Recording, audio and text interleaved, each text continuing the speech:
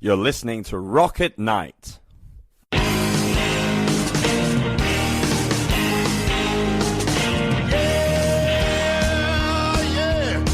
you ready? Tonight I'm gonna take you on a little trip. We're going down south by the mighty Mississippi. I'm gonna take you to a place where lights live again. Bring your mother, your brother, and your best friend. I'm gonna show you where they dance out in the street. They'll tell you all about your body heat. Not gonna talk about it, just gonna do it. Get on down, if you feel up good. Get on down. This is Charisse with Rocket Night Magazine, and today we are speaking to Johnny McCuaig of Arcana Kings. He's all the way in British Columbia. Hey, Johnny, how's it going? Good, Therese. How are you today? Looks like it's snowing up there. Yeah, I'm just outside of Nelson, up on the mountains right now, up as high as you go, up in Roslyn, BC, at the moment, and they got snow last night. So yeah, it is that time of year here in Canada. I wanted to talk to you about your band because it is unique. You have a very AC/DC sound, very rock, high energy, but you also incorporate bagpipes into the act. Tell me about this. How did you form the band and why the bagpipes, which I love, as a matter of fact. That's the $1,000,000 question everybody asks us about the pipes, which is fantastic. Yeah. So as you know, I was born and raised here in Nelson, BC, in Canada, and there's not a lot to do around here, especially as a youngster. But we have one of the oldest pipe bands in Western Canada here. So as a kid, my father really wanted myself and my brother and my sister to learn the pipes. And the Nelson Kootenai Kilty Pipe Band took us in and taught us the ropes of playing the bagpipes. And of course, as a kid, when you say, I play the bagpipes, everybody looks at you funny and they're like, that's not cool. Like, where's the guitar? Where's the drums? So I used to jam to the radio a lot when I was a kid. I'd get little licks here and there and little lines I'd figure out on the pipes and just play along with it when I could. And as I got older, I was playing in different bands, and it just turns out this one time we were way up north in Canada here in Yellowknife in the Northwest Territories.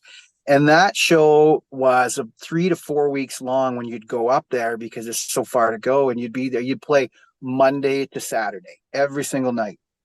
So it just happened to be my birthday. And of course, we had a couple of drinks and things were going good. And I just happened to have the pipes with me that time. And the guy I was playing with at the time, Carson Cole, said, hey, grab those pipes. Let's jam to them right now. And I was like, right now in the middle of our set? And he's like, yeah, let's do it. So I pulled them out. I started playing and the crowd went nuts, absolutely crazy. So after the show, we sat down, and it just so happens I was looking for something. I was looking for an identity, like something different to set me apart from everybody else. And I'm like, we brainstormed a lot, and when this happened, we both looked at each other and said, it's going to be the bagpipes. You've got to incorporate that into some rock and roll. And of course, the first song we learned was AC/DC, Long Way to the Top. And I started writing stuff similar. I got into that, and then I started writing some traditional stuff and went back to the rock. Every time rock and roll sucks me back in, and I gotta get back to it. So that's kind of how it all started for us with the pipes, and just it was basically the crowd reaction and people going, you gotta do that. That's awesome. So yeah, it's been great ever since. The only band I'm familiar with that I really like that uses bagpipes is called Brother. They're out of Australia. You'll have to look them up. I used to go to a lot of these Celtic festivals because I love Celtic music, and Brother used to show up a lot. So you'll have to look them up. But I think the instrument lends itself well. It's like a lead guitar. Absolutely. 100%. Like the things that we do with them now is, it's not for traditional Celtic lovers. because we're not the Eyes of Eyes a Sailor and that No, kinds of it's pretty hard rock what you guys it's do. hard rock. Yeah, it's AC/DC along with the top. I mean, if you like that song, you're gonna like us, right? So that's the way to go for us. And with the pipes, it is that instrument. It will lead, it does have a lead. It's just never been utilized. I don't know if it's the stigma behind it or what it is, but I'm glad to be a part of it now. I saw on the internet you did Slade's Run, Run Away, and I loved that. And your video had this whole Star Trek theme. Tell me about the making of the video, why Star Trek too. Okay, so first of all, I love the song. I've been a fan of Slade for a while. And when the opportunity came up to do that one, we jumped on it, and it's a very recognizable song for a lot of people. So we were down in Las Vegas. We usually play Las Vegas every March for St. Patrick's Day and whatnot, and then we had some time to kill before our shows in LA, and we were going through Joshua Tree, and I'm a big sci-fi fan, and so are the guys. And we said, you know what would be funny? And it just so happens, I put on the wig. We had the big bellies going on, everything, and with And you had the lizard creature. the lizard creature, yeah, and everything. And we just had a fun day. We shot that in one day and just had fun. And we didn't know this at the time, but when we got back, people were saying to us, where were you? We said, oh, we were in Joshua Tree Park, and we were rolling around and stuff. And they said, there's like scorpions and snakes and stuff there. And we didn't know at the time. And we were just, lifting rocks and doing everything we had to do. And oh, it was a blast to shoot that thing. So it was a lot of fun. I guess ignorance is bliss. In this You case, could have it sure is, no yeah. rattlesnakes. Yeah, that could have been quite dangerous.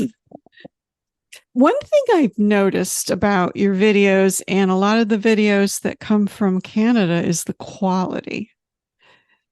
You get help from the government, correct? Aren't there funds can. but you Yeah, haven't. Your yeah. videos look So, great. oh, thank you. Mhm.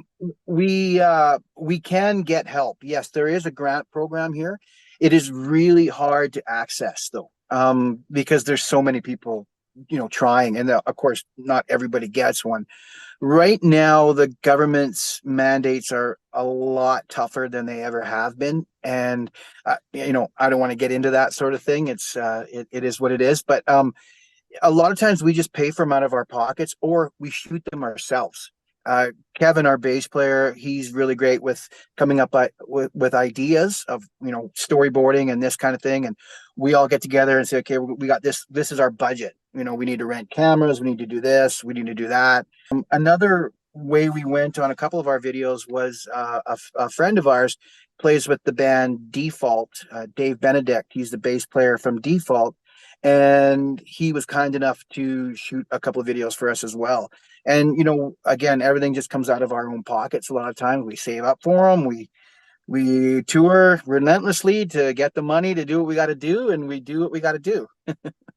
Well, for DIY videos, they look really good. It looks like you guys know how to do editing and filming and all that. You really got to get into that, as a musician nowadays. There's just not the money there used to be. So for sure, you get into it and you make friendships along the way of people that can help you with this and that and the other things. So How long have you guys been together? the Arcana Kings band has been together since 2015. It started off as Johnny McCuaig band, McCuaig, which I started playing in, geez, I don't even want to tell you how long ago it was, but it was a long time ago. And all through the 2000s and stuff, we were touring as McCuaig and Johnny McCuaig. And then Arcana Kings, we changed the name to Arcana Kings in 2015. Arcana, I always think of the tarot cards. Is that kind of what you were thinking of? Yeah, sort of the Latin of secrets and mysteries, the arcane, but Arcana Kings is we kind of tied in with the bagpipes and the Celtic druidic sort of mystique of it all, of what we're doing, and yeah, that's kind of how that started. Now, we were talking earlier, most of the people in the band don't live in the same area. let's talk about that again. How do you get together to practice logistically? Let's talk. That's a great question. As you know, Canada is a pretty darn big country, and we don't have the population a lot of other countries do. So major markets, you have to travel 8 to 10 hours to get to the next major markets. There's lots of smaller cities in between, but to get to a major market, it's a lot of traveling. And same with us in the band. Like, I live in Nelson, British Columbia, and so does our guitar player. And then the rest of the other three guys live in Saskatchewan. Two live in Saskatoon, one lives in Regina. So we are at least 12 to 13 hours apart. So to rehearse and to get to our shows, and what we usually just meet up at the shows, but ahead of time we'll say, okay, this is what we're playing, this is what we have to have ready to go. And it's a lot of it's on the honor system. It's like, okay, guys, look, have your crap together. When we get there, we're going to run through it real quick in sound check. If we get a sound check, we'll do what we do there. And if somebody's lagging and stuff, the rest of us are, hey, because it's this thing. We don't like to waste each other's time. We consider ourselves mature enough musicians, and I laugh when I say that, but that you got to respect each other, and you got to say, like, look, have your stuff together, have it ready to go, especially when we live this far apart. Can't wait for the day that we could jam online without any latency or any problems that way. And with technology just isn't there yet, but when it does, you're going to see a whole new way of doing music. Yeah, during COVID, everybody seemed to be doing Zoom collaborations and stuff like that. Yeah, it was tricky. We did a few of those ourselves too. So, but yeah, it's tough when we live this far away. And the thing that for us that really sucks is, like, we're on the road a lot, and when we come off the road, you're back with your families, you're doing your thing, but you miss it. You miss the guys, and you miss playing, and you're like, it's not like I can call you up and go, hey guys, let's go for a drink and or I got this lick, come on over, let's play. So, it's like, I got this lick, I'll record it, I'll send it to you. When you have a minute, listen to it. But you're in the vibe right there, and the other guys are like, okay, I'm just doing this right now. When I get home, I'll listen to it then. And then by the time they listen to it, you're doing something else. So there's a lag. There's a delay. Yeah. Yeah. That's the challenge there. I can understand that. Let's talk about Vegas. I saw that you've done 100 shows there. Do you have a residency, or do you just do it for this? You might as well. You just do it? Well. You might as well, like in March, I guess. That's when you do most of your gigs, right? Yeah, we usually do 3 shows a day in Las Vegas during around St. Patrick's Day, in and around St. Patrick's Day, 3-4 days of playing 3 shows a day. Now on St. Patrick's Day, we do 6 shows a day, which is really crazy because by the end of it, I'm just wiped. But it's a lot of fun. And as you know, Vegas is Vegas. So, wow, is that a good time? And if nobody's ever been to Vegas, you got to go experience it. Personally, I really like Fremont Street the best. That's where we play, and I'm kind of biased to it. But it's got its own personality, and it just pumps you up when you're there all the time, and you have such a great time. Well, everybody's in a party mood when they go to Vegas too.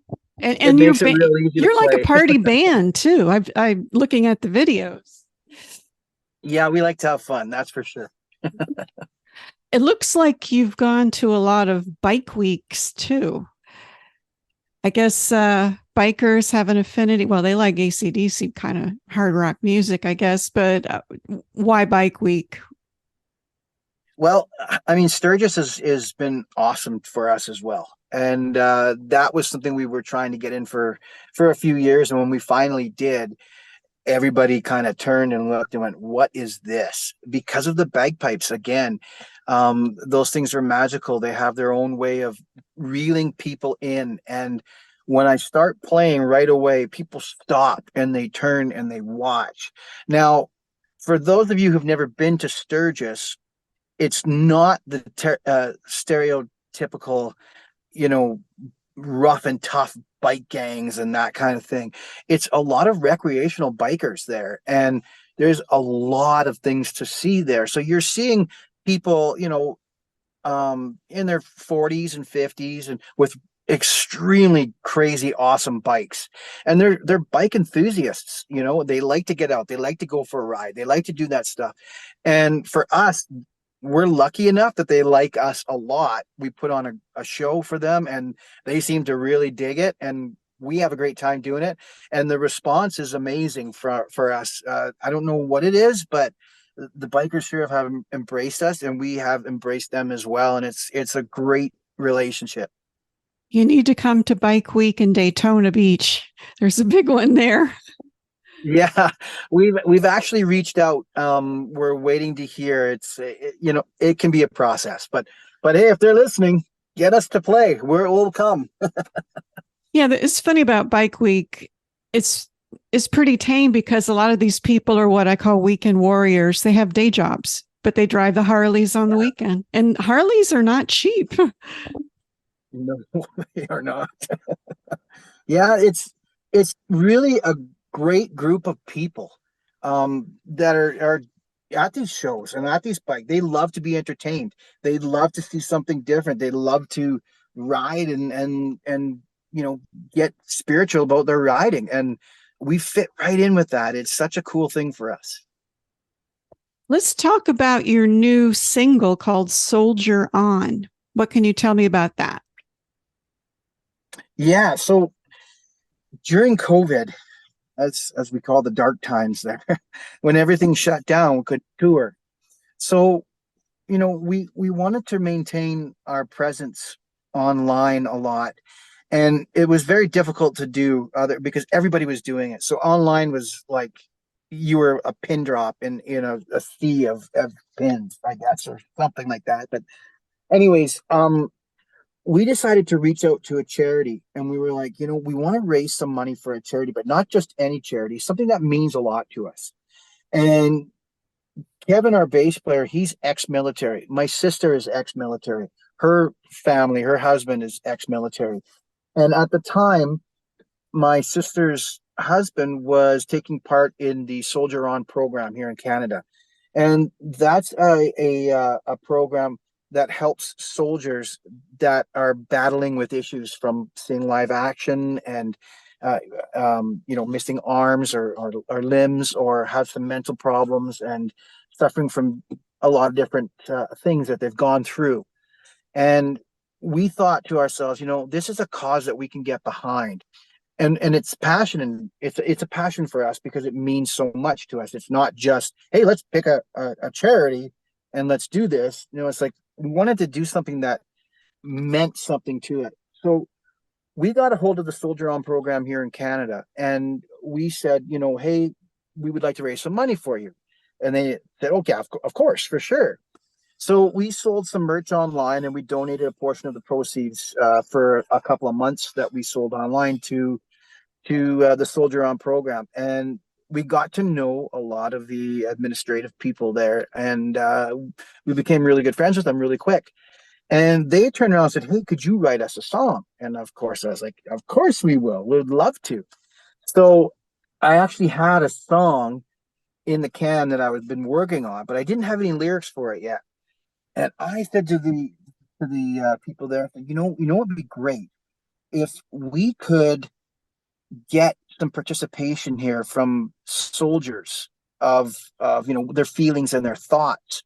So they have a creative writing process there, which is it's a healing process for a lot of them. And we asked if any of them would donate some of their writing and their lyrics. And a few of them did. And we ended up getting the lyrics straight out of straight from the program themselves. And we put it to the music, and we fit it in and made it work. And so a lot of the words you're hearing off of that is from soldiers that have, are telling their story. They're telling what they've gone through. It means a lot to us, to have that participation of them embracing what we're doing, and for them to open up and letting us put that to words and put that to music and put that all, out there to the public. I'm That's touched. kind of how the song. I'm touched just hearing the story. It's really emotional just hearing what you just said. Yeah, it's a lot of people don't realize what our veterans do for us or have done for us. And we are big advocates there of like, hey, these guys did things that you and I wouldn't do, and I'd be scared to do something like that.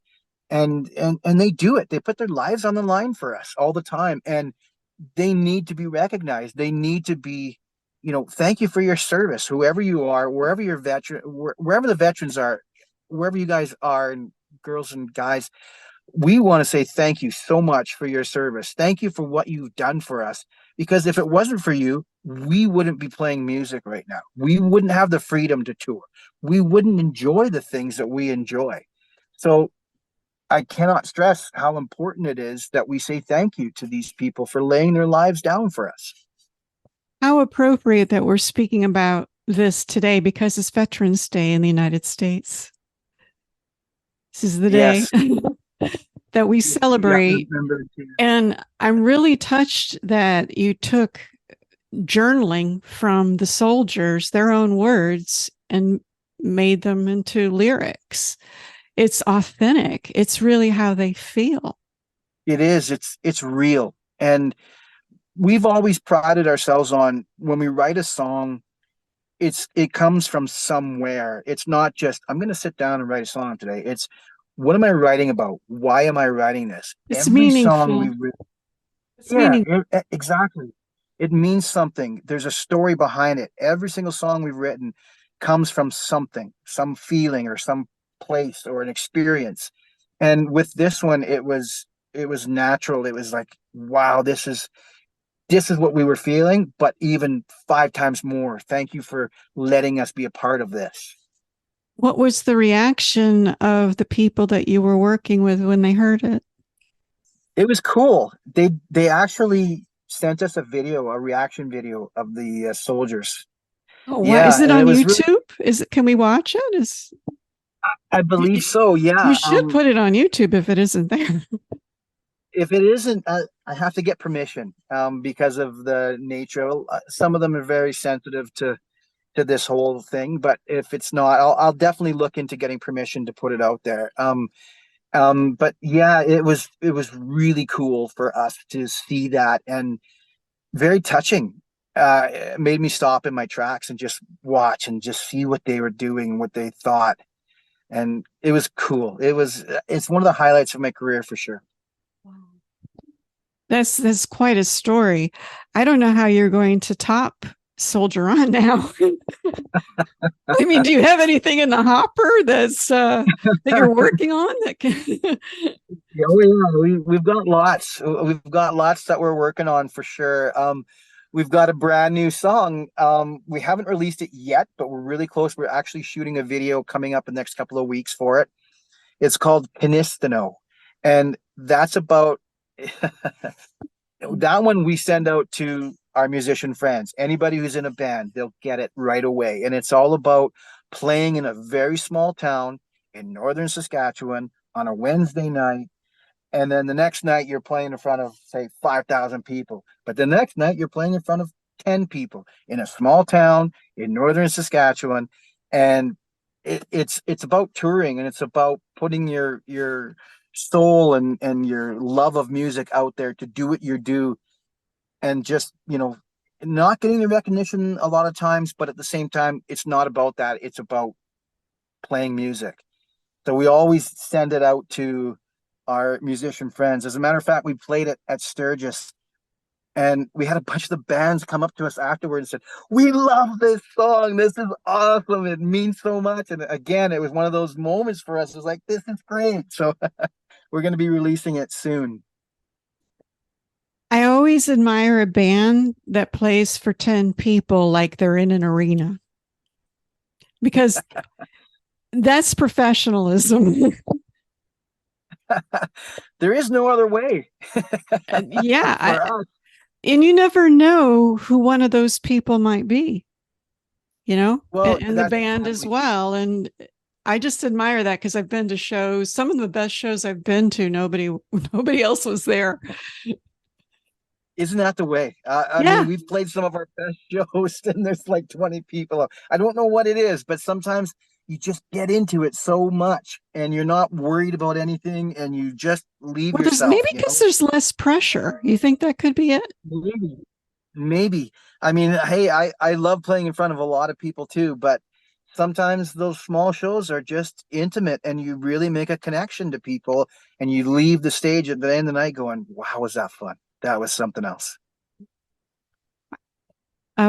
We're getting low on time, so I'd like to know what's up for the band in 2024.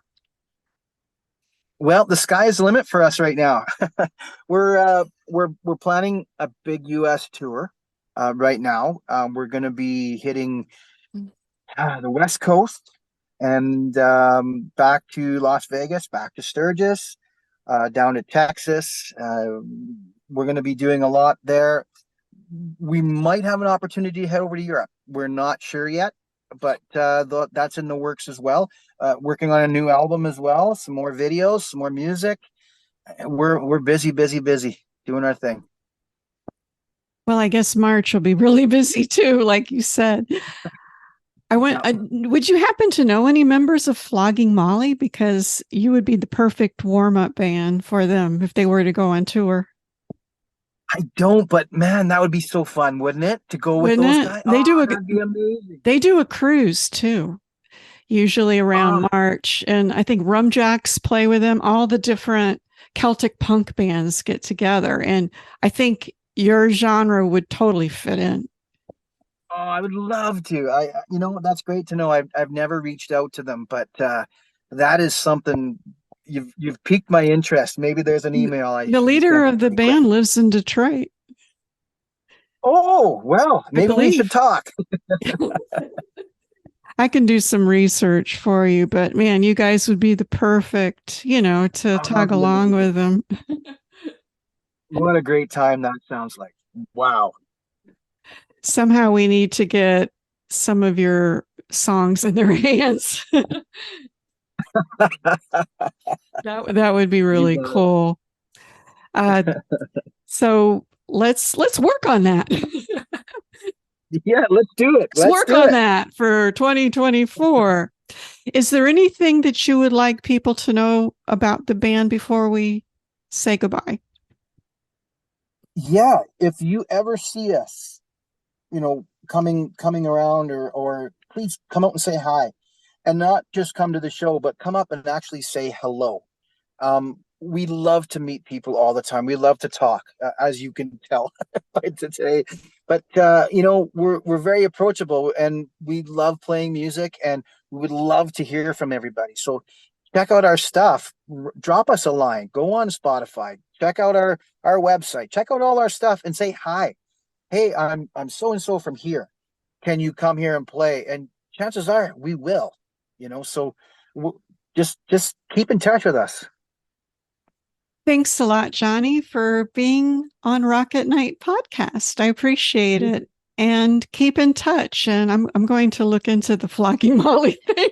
Please do. That would be amazing. I mean, if there's somehow, if you could hook up with them, your band was perfect for that crowd. Oh, that would be amazing. That would be amazing. Thank you so much for having me and taking the time to listen. We really appreciate you. I appreciate you too, and I appreciate your song "Soldier On." Happy Cheers. Veterans Day. See you later. You as well. Okay. Bye-bye. Bye-bye. Here is Arcana Kings with "Soldier On."